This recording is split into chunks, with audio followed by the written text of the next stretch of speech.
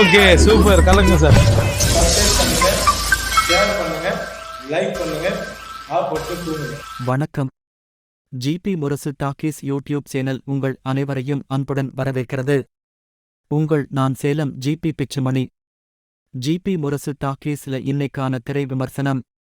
கடவுள் இல்லை என்று சொல்லி கோவில் ஒன்றை தனது இடத்தில் கட்டி ஊர் மக்களை ஏமாற்றி பணம் சம்பாதிக்கும் ஒருவனைப் பற்றிய கதைதான் இந்த வடக்குப்பட்டி ராசாமி படத்தின் கதை. என்னன்னா, வட தமிழகத்தில் வடக்குப்பட்டி என்ற ஊரில் 1974 நடக்கும் கதை.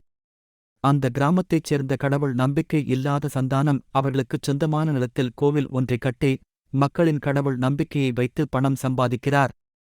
அந்த பகுதிக்கு புதிதாக வரும் தாசில்தார் தமிழ் கோவிலுக்குச் சொந்தமான நிலத்தை காண்டிராக் விற்று சம்பாதிக்கலாம் என ஐடியா தருகிறார். அதற்காக அதிக கமிஷன் வேண்டும் எனக் கேட்கிறார். அதற்கு சந்தானம் சம்மதிக்கவில்லை. இந்நிலையில் ஊரில் ஒரு பிரச்சனை வர அதைக் காரணமாக வைத்து கோவிலை மூடி சீல் வைக்கும் அளவிற்கு கொண்டு செல்கிறார் தாசில்தார் தமிழ். அந்த சமயத்தில் மிட்ராஸ் என்ற கண்ணோய் சென்னையில் பரவுவதை அறிந்த சந்தானம் கோவில் பூசாரியை அழைத்துக் கொண்டு போய் அந்த நோயை பூசாரிக்கு வரவைக்கிறார். பின் ஊருக்கு வந்து அந்த பூசாரி மூலம் ஊர் மக்களுக்கும் பரப்புகிறார். மிட்ராஸ் இந்நோய் பற்றி தெரியாத அப்பாவி ஊர் மக்களிடம் அது கண்ணாத்தா கண்ணைக் குத்தி தண்டனை தந்ததாக பிரச்சாரம் செய்கிறார். அதை வைத்து கோவிலை திறக்க முடிவு செய்கிறார். அவர் நினைத்தபடி கோவிலை திறந்தாரா, தாசில்தார் கோவிலை திறக்க விட்டாரா இல்லையா என்பதுதான் படத்தின் மீதி கதை. 1985 வெளிவந்த உதயகீதம் படத்தில் மக்களின் கடவுள் நம்பிக்கையை வைத்து பணம் சம்பாதிக்கும் போலி சாமியார் கவுண்டமணி கதாபாத்திரத்தை கொஞ்சம் மாற்றி அதை வைத்து முழு படமாக இந்த படத்தில் எடுத்திருக்கிறார்கள். இந்த படத்தில் கோவில் நிர்வாகியாக சந்தானம் கடவுள் பெயரைச் சொல்லி ஊர் மக்களை ஏமாற்றுவது, அவர்களது கடவுள் நம்பிக்கையை வைத்து பணம் சம்பாதிப்பது என ஏமாற்றுக்கார ராமசாமியாக நடித்திருக்கிறார் சந்தானம்.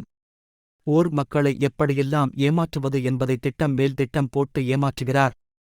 காமெடி மட்டுமே தனக்கு கை கொடுக்கும் என்பதை புரிந்து ராமசாமி கதாபாத்திரத்தில் ரசிக்க வைத்திருக்கிறார்.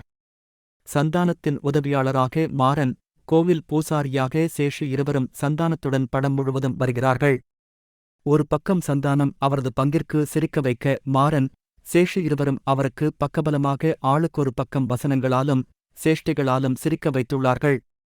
படத்தின் கதாநாயகி மேகா ஆகாஷுக்கு அதிக வேலையில்லை. ஓரிரு காட்சிகளில் மட்டுமே வந்து போகிறார். ஒரு கட்டத்தில் சந்தானத்திற்கு அற்றை செய்து அவரை திருத்துகிறார். ஷான் ரோல்டன் இசையில் ஒரு காமெடி படத்திற்கு உண்டான பாடல்கள், பின்னணி இசை அமைந்துள்ளது. வடக்குப்பட்டி ஊர் கோவில் என அந்த காலத்திய பதிவை செய்திருக்கிறார் ஒளிப்பதிவாளர் தீபக். கண்ணோயி ஊர் மக்களுக்கு பரப்பி அதை வைத்து அவர்களை பயமுறுத்துவது என்பதையெல்லாம் காமெடி என எப்படி எடுத்துக்கொள்வது? அந்த காலத்தில் மக்கள் இப்படித்தான் இருந்தார்களா என்ற கேள்வியை எழுப்பும்படியாக பல காட்சிகள் அமைந்துள்ளன. ஒரு சில காட்சிகள் மிகவும் நீளமாகப் போய்க்கொண்டே இருக்கிறது. வடக்குப்பட்டி ராமசாமி வந்து பார்க்கலாம். இந்த வீடியோ உங்களுக்கு பிடிச்சிருக்குன்னு நம்புறேன்.